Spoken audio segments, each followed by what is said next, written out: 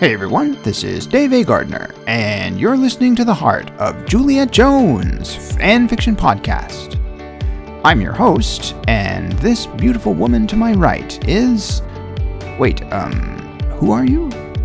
Haha, very funny, Dave. Of course they all know me by now, mister. I'm their lovely co-host, Eve Jones, aka protagonist number 2, next to my darling, conservative, and protective older sister, Julie. Hey, Dave, guess what? This is the first episode of Season 2. Can you believe it? I know, unbelievable. And Eve, we have a new title to the series to kick off Season 2, entitled Finding Her Dream. Yes! That's referring to you, Eve.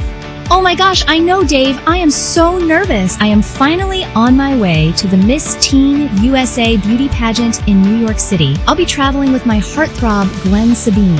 He just happens to be my mentor, but also the esteemed host of the entire pageant. Unfortunately, his psychologically challenged, unhealthy chain-smoking assistant, Pike Setter, has to tag along too. But the good news is that Julie decided at the last minute to accompany me too. Although, to be honest, I was hoping to spend some quality time with Glenn, I am a little relieved my sister will be there to distract the moronic assistant, know what I mean? You girls can vouch for me on this. For those of you who are new, welcome to the podcast. The Heart of Juliet Jones was a vintage comic strip that ran from the 1950s through the 1990s in the comic section of every newspaper in the country. At one point, there was hardly a household in America that hadn't heard of Juliet Jones. Did you know that, Eve? Yes. Yes, I did, Dave. That's awesome. My sister was uber famous. I was always in her shadow. But we all know that I soaked up most of the attention. And of course, dear listeners, don't forget that the fanfiction story you are hearing today is written by your favorite romance novelist and mine, Mr. Dave A. Gardner. God, I love him. I mean, his stories. Now, without further ado, let's listen in to part 1 of Season 2, Finding Her Dream.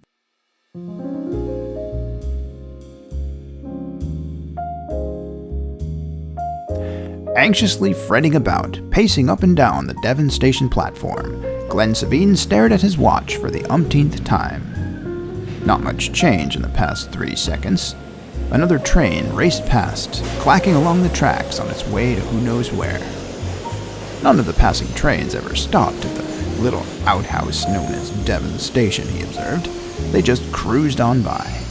Their destination, somewhere, anywhere bigger than this little podunk. Sabine had had enough of Devon. Life here was all about being confined to his smoke-infested hotel room for days on end, just to get the Jones girl on board.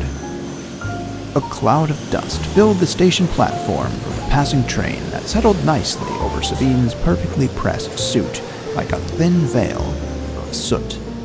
He patted off the dust from his jacket and coughed.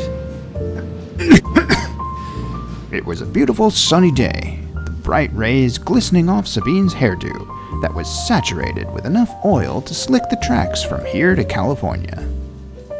The Jones kid was due 10 minutes ago, Sabine remarked, more to himself than to his imbecile assistant, who stood on the edge of the tracks, leaning over the edge and watching for the next train to arrive. The man with wild Einstein hair and bright, psychotically happy eyes at the information booth had said the train southbound to New York would be arriving any minute. Then something in the distance caught Pike's eye, not down the track, but rather on the other side of the station. Eve Jones had arrived. But hello, she was not alone. Hold on to your collected works of Shakespeare, pal. Pike wallowed with yet another cigarette bouncing off his lip. But it appears from here we're being chaperoned. And, he added with a tone of recklessly unnecessary lewdness, no overweight duenna, she. To Glenn Sabine's immediate appeasement, Eve was clattering up the platform in a traveling dress and high heels, carrying a suitcase. His mouth practically collapsed in a heap of glorious surprise upon seeing the beauty who walked beside her. Too young to be her mother, he thought. When Eve stood before him, she introduced her chaperone. Hi guys, Mr. Sabine, this is my sister Juliet. say hello. She's absolutely one of the most important people in my life. Not to mention her personality is one of the most beautiful of any woman in the world. Then Eve made introductions all around. She added with significant distaste. This chain-smoking, asinine assistant is Mr. Pike. Don't worry, she won't bite, Mr. Setter. At least, not yet. She does have very sharp incisors, though, if I remember correctly. So yeah, it turns out that she had some business in New York. So the more the merrier. Yes.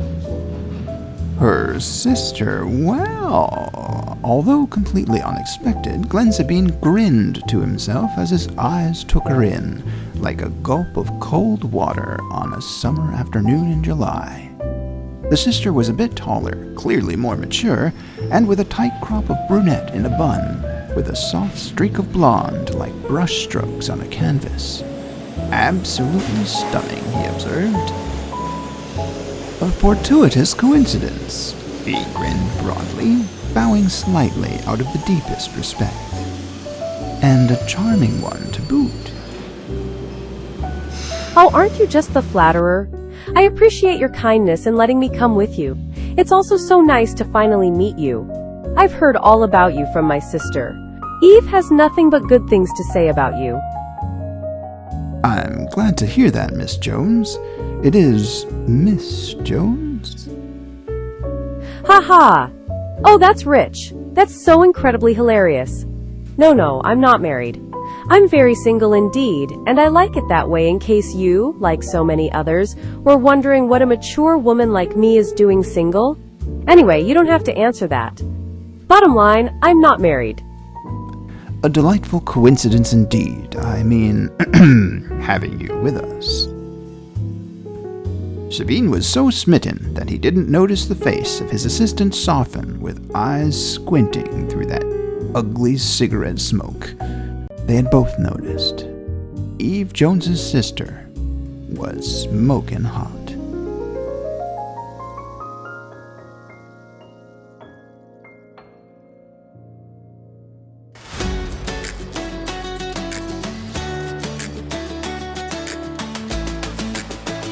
Everyone, this is Juliet Jones again. Welcome to the first episode of Season 2. What an exciting start. We're at the train station in Devon, which is just a portable platform that can be wheeled away after we're done with it, like a movie prop. But when the train comes, we hop on board. I'm excited to accompany my little sister to New York, but to be honest, I'm still skeptical about this Glenn Sabine and his weird assistant Pickle something. What do you think, listeners? But whatever. I'll be keeping a good eye on all of them, and if they slip up even for a second, I'll be on the horn to Eddie in 10 seconds flat. As Eve says, bank on it, baby. So yeah, thanks for listening again, dear listeners. If you enjoyed it, why not subscribe to the podcast? Did I mention it's free? Also, if you're interested in reading more romantic stories by author Dave A. Gardner, be sure to browse through the books on his website, which is authordavegardner.com. You've listened to the Heart of Me fan fiction podcast. Have a blessed week, everyone. And until next week, like Juliet, that's me, may love always bloom in your heart like the lovely rose that you are. Kisses to you and your loved ones. Love you all. Bye-bye.